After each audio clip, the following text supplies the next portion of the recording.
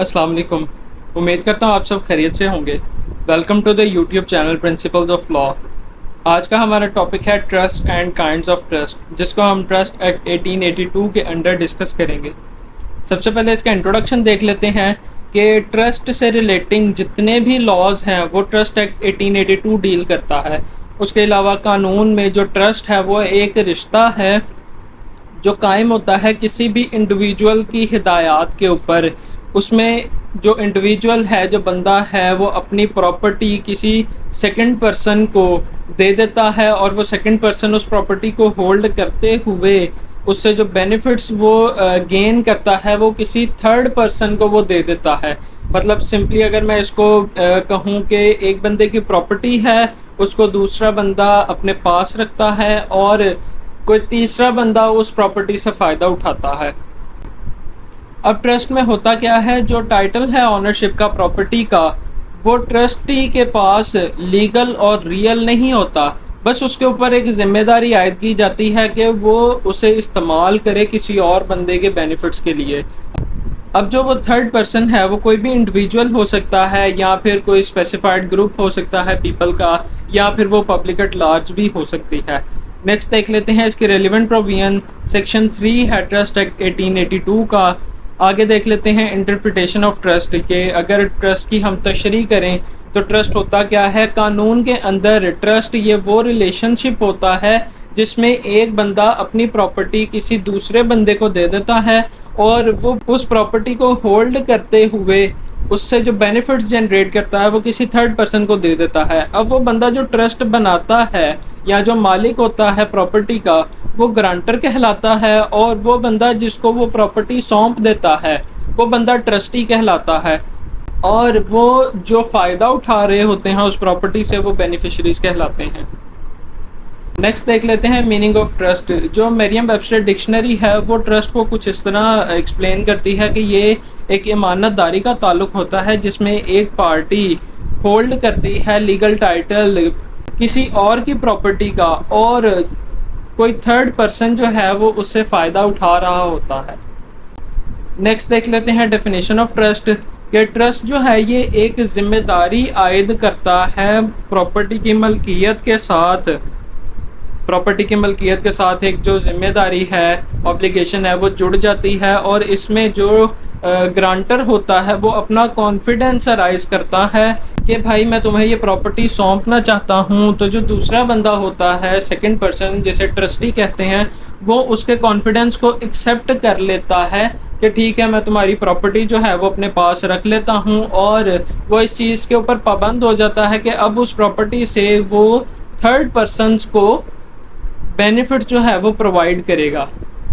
ये section 3 trust act 1882 का बयान करता है। नेक्स्ट डेफिनेशन है ब्लैक्स लॉ डिक्शनरी की, उसको डिस्कस कर लेते हैं कि ब्लैक्स लॉ डिक्शनरी के अकॉर्डिंग ट्रस्ट जो है वो एक लीगल एंटिटी होता है जिसमें बनाने वाला बंदा, ग्रांटर, वो किसी थर्ड पार्टी के लिए, उसके बेनिफिट्स के लिए किसी सेकंड पर्सन को, मतलब ट्रस्टी को जो है वो प्रॉपर्टी दे देता है कानून के मुताबिक, और जो वैलिड इंस्ट्रूमेंट्स मतलब प्रॉपर डॉक्यूमेंटेशन वो तैयार करता है उसकी, और वो प्रॉपर्टी को जो है एलियनेट कर देता है ट्रस्टी को। नेक्स्ट देख लेते हैं पार्टीज ऑफ ट्रस्ट। इसमें सबसे पहले आ जाता है ग्रांटर। ग्रांटर वो बंदा होता है जिसे हम ऑनर भी कह लेते हैं प्रॉपर्टी का, या फिर वो सिंपल कहूँ तो मैन ऑफ एसेट्स, मतलब जिस बंदे के ज़राए होते हैं वो ग्रांटर कहलाता है। दूसरे नंबर पे आ जाता है ट्रस्टी। ट्रस्टी वो बंदा होता है जो प्रोटेक्ट कर रहा होता है प्रॉपर्टी को या फिर उस एसेट्स को जो ग्रांटर उसे प्रोवाइड करता है, जो ग्रांटर उसको ट्रांसफ़र करता है। थर्ड पे आ जाते हैं बेनिफिशरी। बेनिफिशरी वो बंदे होते हैं जो फ़ायदा उठा रहे होते हैं उस प्रॉपर्टी से जो ग्रांटर ट्रस्टी को एलियनेट करता है। नेक्स्ट देख लेते हैं काइंड्स ऑफ ट्रस्ट। सबसे पहले है रिवोकेबल ट्रस्ट। अब रिवोकेबल ट्रस्ट में होता क्या है, इसमें जो ग्रांटर होता है वो तमाम कंट्रोल रख रहा होता है तमाम एसेट्स के ऊपर जो वो ट्रस्ट कर देता है, और इसी वजह से वो किसी भी वक्त अपनी ज़िंदगी में तमाम जो ट्रस्ट उसने प्रॉपर्टी की होती है उसको वो कैंसिल भी कर सकता है, या फिर उसकी जो टर्म्स और कंडीशंस हैं उनको तब्दील भी कर सकता है, اور اس کے لیے اس کو بینیفیشریز کی مرضی کی ضرورت نہیں پڑتی۔ پھر دیکھ لیتے ہیں irrevocable ٹرسٹ۔ irrevocable ٹرسٹ کے اندر جو گرانٹر ہوتا ہے اس کے پاس کنٹرول باقی نہیں رہتا ایسٹس کے اوپر، اور نہ ہی وہ کوئی تبدیلی کر سکتا ہے اس کی ٹرمز اور کنڈیشنز کے اندر، نہ ہی وہ اس کو کینسل کر سکتا ہے کسی بھی وقت بنا کنسنٹ کے بینیفیشریز کی۔ نیکسٹ دیکھ لیتے ہیں ایگزیکیوٹیڈ ٹرسٹ۔ ایگزیکیوٹیڈ ٹرسٹ وہ ٹرسٹ ہوتا ہے جو مکمل طور پہ ایگزیکیوٹ ہو چکا ہو، سٹارٹ ہو چکا ہو، اس کے جو بھی پروسیجر ہے وہ چل رہے ہوں، اور اس کے اندر جو ٹرسٹ ہے وہ مکمل طور پہ لمیٹڈ اور ڈیفائن ہوتا ہے گرانٹر کی جانب سے، اور اس کے اندر کوئی بھی فردر جو ایکٹ ہے وہ کرنے کی ضرورت باقی نہیں رہتی۔ آگے آ جاتا ہے ایگزیکیوٹری ٹرسٹ۔ ایگزیکیوٹری ٹرسٹ وہ ٹرسٹ ہوتا ہے جس میں کوئی عمل باقی ہوں کرنے والے جسے ٹرسٹ مکمل ہونا ہو۔ آگے آ جائے گا ایکسپریس ٹرسٹ۔ ایکسپریس ٹرسٹ وہ ٹرسٹ ہوتا ہے جس کو گرانٹر اپنی مرضی سے وہ رائٹنگ میں یا اورل میں بیان کر دے کہ میں نے یہ پراپرٹی جو ہے وہ ٹرسٹ کر دی، اور وہ اس پراپرٹی کو ٹرانسفر کر دے ٹرسٹی کو۔ نیکسٹ آ جائے گا امپلائڈ ٹرسٹ۔ امپلائڈ ٹرسٹ وہ ٹرسٹ ہوتا ہے جس کے اندر گرانٹر جو ہے وہ صرف اپنی نیت کا اظہار کر دے، جیسے میں یہ زمین پہ مسجد بنانا چاہتا ہوں، یا میں نے یہ زمین جو ہے وہ مسجد کے نام کر دی ہے، اور اس کے اندر کوئی بھی پھر وہ آبجیکشن رائز نہیں کر سکتا، کیونکہ یہ جو ٹرسٹ ہے یہ اس نے اپنی نیت کے ذریعے سے کیا ہے، اس میں نہ ہی کوئی ریٹن سٹیٹمنٹ ہے نہ ہی کوئی اورل سٹیٹمنٹ ہے۔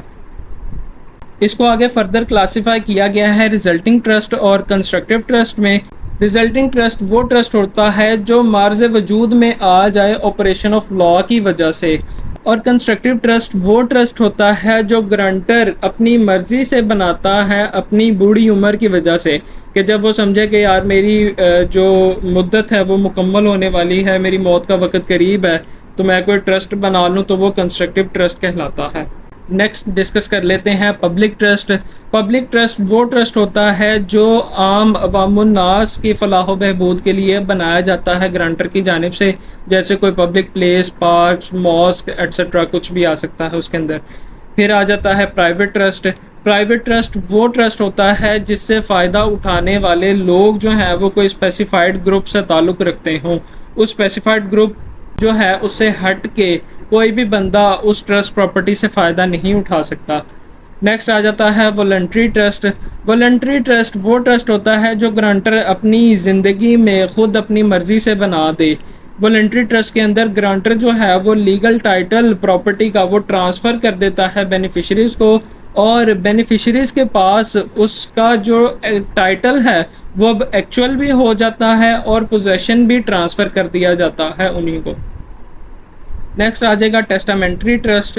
ٹیسٹامنٹری ٹرسٹ وہ ٹرسٹ ہوتا ہے جو وقوع پذیر ہوتا ہے گرانٹر کی موت کے بعد، اور وہ انہی ٹرمز اور کنڈیشن کے مطابق ہوتا ہے جو گرانٹر طے کر کے جاتا ہے اپنی موت سے پہلے۔ پھر اس کے بعد آ جاتا ہے سیکرٹ ٹرسٹ۔ سیکرٹ ٹرسٹ وہ ٹرسٹ ہوتا ہے جس میں گرانٹر جو ہے وہ اپنی پراپرٹی چھوڑ جاتا ہے اپنی موت کے بعد ایک ول کے تحت، جس میں وہ بیان کر دیتا ہے کہ میری یہ پراپرٹی جو ہے وہ ٹرسٹ میں دے دینا۔ آگے آ جائیں گے ان لافل آبجیکٹس آف ٹرسٹ، کہ وہ وجوہات جن کی بنیاد پہ ٹرسٹ جو ہے وہ غیر قانونی ہو جائے گا، جس میں سب سے پہلے ہے فراڈیولنٹ، کہ اگر کوئی بھی ٹرسٹ جو بنا ہے وہ فراڈ کے مقصد کے لیے بنا ہے وہ غیر قانونی ہے، جیسے کہ آپ نے ٹرسٹ بنایا ہے کہ آپ ٹریننگ دو گے پروسٹیٹیوشنز کو، یہ وائڈ ہوتا ہے۔ پھر آ جائے گا اگینسٹ دا پبلک پالیسی، کہ کوئی بھی ٹرسٹ جو بنا ہے اور وہ پبلک پالیسی کے خلاف ہے تو وہ بھی غیر قانونی ہے، جیسے کہ آپ کوئی پراپرٹی جو ہے وہ ٹرسٹ میں دے دیں اور وہ پراپرٹی جو ہے وہ اس طرح کسی غیر قانونی مقصد کے لیے استعمال ہو کہ اس سے جو پروفٹ جنریٹ ہو اس سے بچوں کی فلاح و بہبود کرنی ہو، تو وہ پروفٹ جو ہے وہ بھی غیر قانونی ہوتا ہے، وہ ٹرسٹ بھی غیر قانونی ہوتا ہے، اور وہ فلاح و بہبود بھی بچوں کی نہیں سمجھی جاتی۔ پھر آگے آ جاتا ہے فوربیڈن، کہ کوئی بھی ٹرسٹ جو قانون کے اندر ممانعت رکھتا ہو، جو قانون میں ممنوع ہو، منع ہو، وہ بھی غیر قانونی ہوتا ہے۔ پھر آ جائے گا کازنگ انجری، کہ کوئی بھی ایسا ٹرسٹ جو کسی بھی بندے کو یا اس کی پراپرٹی کو نقصان پہنچا سکتا ہو وہ غیر قانونی ہوتا ہے۔ آگے آ جائے گا امورل، کہ کوئی بھی ٹرسٹ جس میں کوئی غیر اخلاقی حرکت موجود ہو یا وہ پبلک پالیسی کے خلاف ہو وہ بھی غیر قانونی ہوتا ہے۔ پھر پارشلی ان لافل، کہ کوئی ایسا ٹرسٹ جو بنا ہے آدھا قانونی طور پہ اور آدھا غیر قانونی طور پہ، تو اس کو پورے کو ہی غیر قانونی سمجھا جاتا ہے۔ لاسٹ پہ ہمارے پاس کنکلوژن آ جائے گی۔ تو امید کرتا ہوں آپ کو آج کا میرا لیکچر پسند آیا ہوگا اور یہ آپ کے لیے کافی ہیلپ فل بھی ثابت ہوگا۔ جاتے جاتے آپ سے ریکویسٹ ہے کہ چینل کو سبسکرائب کریں، بیل آئیکن پہ پریس کریں اور اس ویڈیو کو زیادہ سے زیادہ اپنے دوستوں کو بھی شیئر کریں۔